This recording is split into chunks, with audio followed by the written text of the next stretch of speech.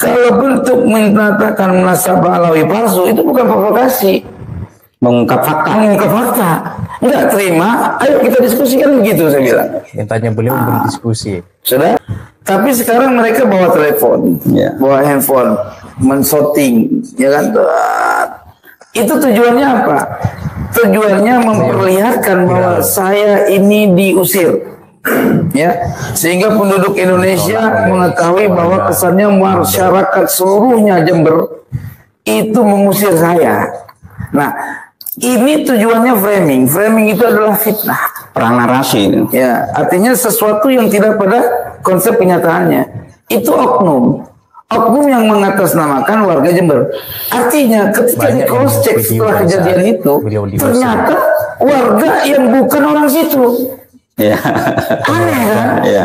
Warga yang datang dari sekitar 10 kilo ya dari lokasi mengatasnamakan warga sekitar. Dia mengusir bukan orang. Jelas nggak kira-kira? Ya.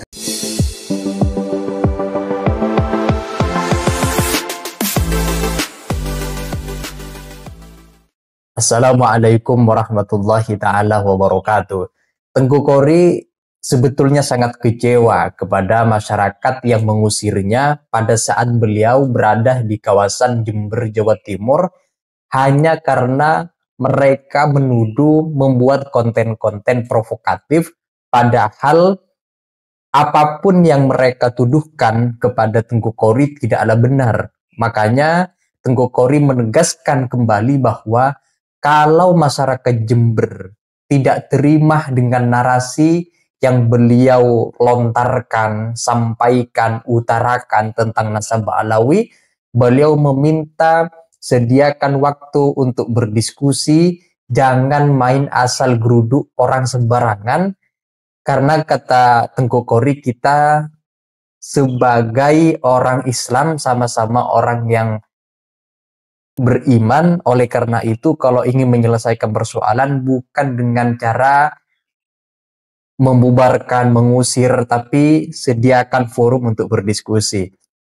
Setelah memastikan kelompok yang mengusir Tengku Kori, ternyata mereka yang mengusir bukan asli warga setempat alias berasal dari daerah lain. Ini sebagaimana pengakuan dari Tengku Kori sendiri. Nah, untuk lebih jelasnya teman-teman, mari kita simak penjelasan dari atau klarifikasi Tengku Kori. Berikut ini dia videonya. Nah, di situ kan dia teriak untuk mengusir saya. Saya bilang kan sebagaimana di video. Ya. Saya santai bilang, loh apa hak kalian mengusir saya? Saya bangsa Indonesia loh. Saya punya hak tinggal di bumi Allah itu di mana saja. Saya nggak perlu harus ada konfirmasi apapun. Iya, kamu ini provokasi katanya. Loh, kalau saya dianggap provokasi di mana? Hah? Coba buktikan di YouTube segala macam kamu atau provokasi bentuk apa? Kan gitu tahu kita ya. Ya. Kalau bentuk menyatakan munasabah alawi palsu itu bukan provokasi, Mengungkap fakta.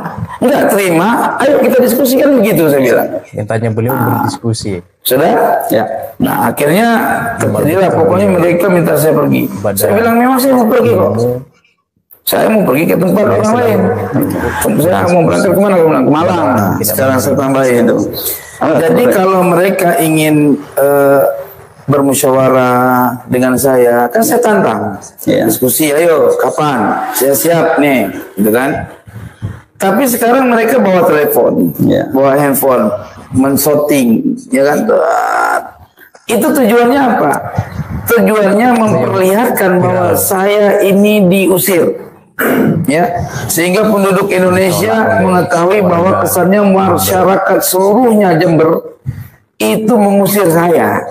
Nah, ini tujuannya framing. Framing itu adalah fitnah, perang narasi. ya, artinya sesuatu yang tidak pada konsep kenyataannya. Itu oknum yang mengatasnamakan warga Jember. Artinya ketika di cross check setelah kejadian itu, ternyata warga yang bukan orang situ. Ya. Aneh kan? Ya.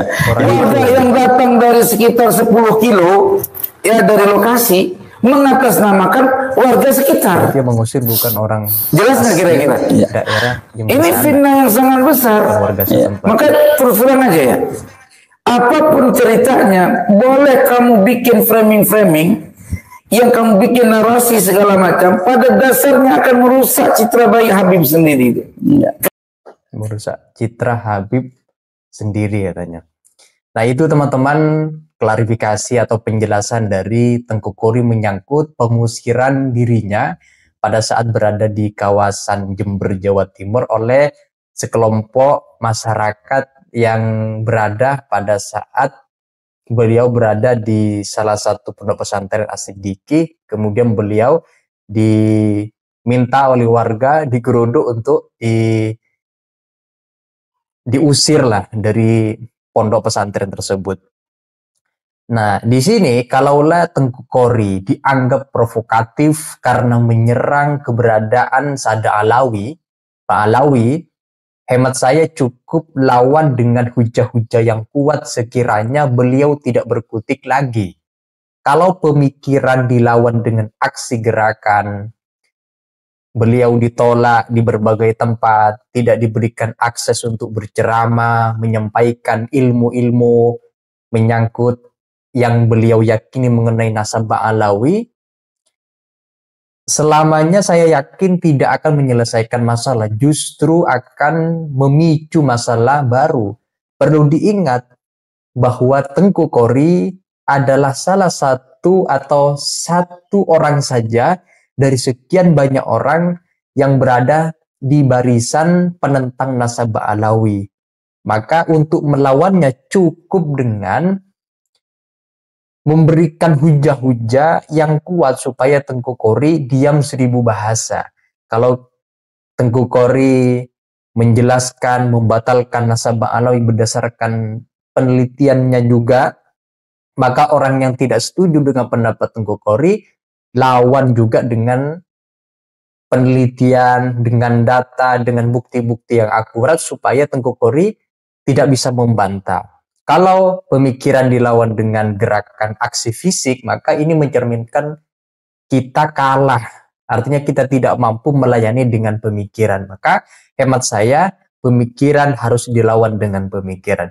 Itu saja teman-teman. Kalau ada ingin disampaikan, silakan tulis di kolom komentar.